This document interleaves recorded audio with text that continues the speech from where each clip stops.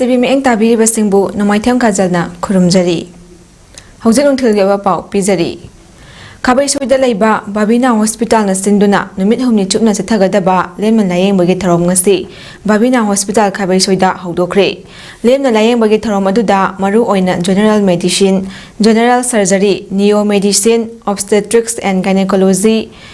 Endocrinology amadi pediatrics yauna tongan-tonganba makhagi laina layeng khibaga loinana maduda changba hidak langtha kayasu yenthoki tharom aduga mari lainana hospital asemaki medical superintendent Dr. Shyam Kumar Laisram na phongdorakpada nauna sariba hospital asi tha sigi nipan dagi layengba hawrakhibani hospital asina manipurgi manungda lairiba hospital khudingmaktagi khwaidagi afaba hospital ama oinaba kanna hotnari hospital asina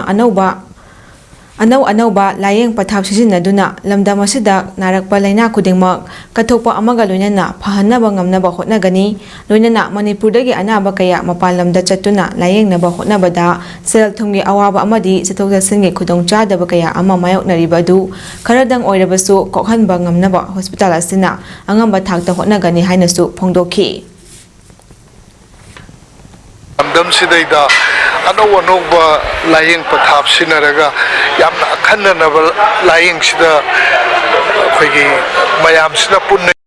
kathopaga loinada yengakanda aduga khoi lam sidaida anaba singchu phahanba nadanabsu honaba aduga mapalamda chathokriba khoi paisa income mayam chakriba singchisu handalaga miyam sidaida khoina afaba laying pathap ama pinabani yamna akhanaba khoina sida sinariba khulai sing adagi hospital ki infrastructure manungda lairiba mayam se khoina khwaidagi phaba khwaidagi nowa khwaidagi chawkhatpa ma oiraga mayam sida ana layeng sida achuba khongthang ama mok longnaba honabani mayam na hana loriba singki hospital mayam na loribsida akhoi hospital jisu achuba khongthang ama longnaba honabani hauji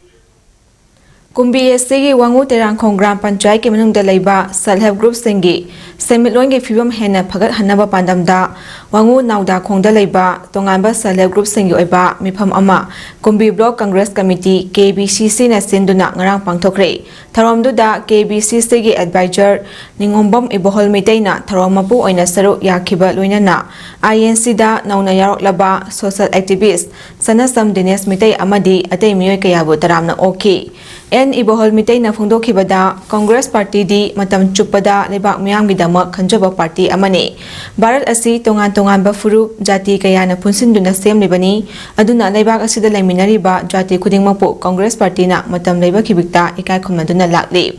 Indian Constitution da yauriba phajakraba wahai secularism haibasi Congress Party gi di afaba mantra amani masina thawaini hakchangni amadi pangalni secularism haiba wahai asi BJP party gi oinadi yamna namungba ama oi haibasi leibak asigi miyamna khangnari masigi chapchaba khudam hairagadi India asi Hindu khaktagi oiba leibak ama semnabagi thausil thawrang chatharakli haiki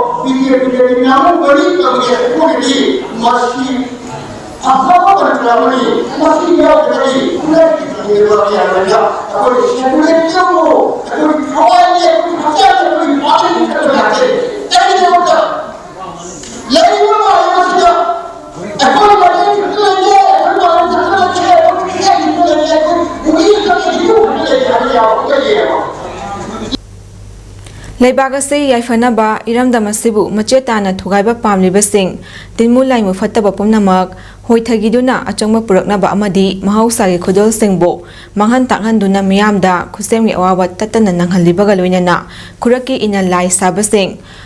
khoyum laina choirak pibinaba khoyum laida haijanaba amadi lambi yathoknaba lakliba Tawangi kunipani panba August 18 thangja numiki nunthilpung ama tabada konthaujamda leiba ima konthaujam tampha lairembigi kangleida yakaipung ama karagani yakaipung asida lamdam asida leiriba ꯂꯥꯏꯃꯤꯠꯂꯣꯟ ꯎꯕꯤꯔꯤꯕ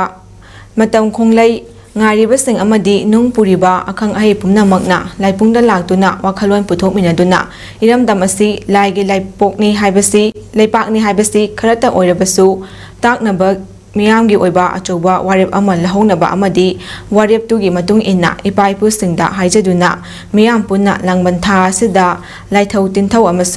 ꯑꯃꯁꯨ ꯄꯥꯡꯊꯣꯛꯅꯕ ꯁꯤꯜꯂꯁꯤ ꯍꯥꯏꯅ ꯌꯦꯛ ꯁꯂꯥꯏ ꯑꯄꯨꯟꯕ ꯇꯤꯟꯐꯝ ꯁꯅꯥ ꯂꯩꯄꯥꯛ ꯃꯌꯥꯏ ꯌꯨꯝꯐꯝꯒꯤ ꯆꯦꯔꯣꯜ ꯑꯃꯅ ꯐꯣꯡꯗꯣꯔꯛꯂꯤ꯫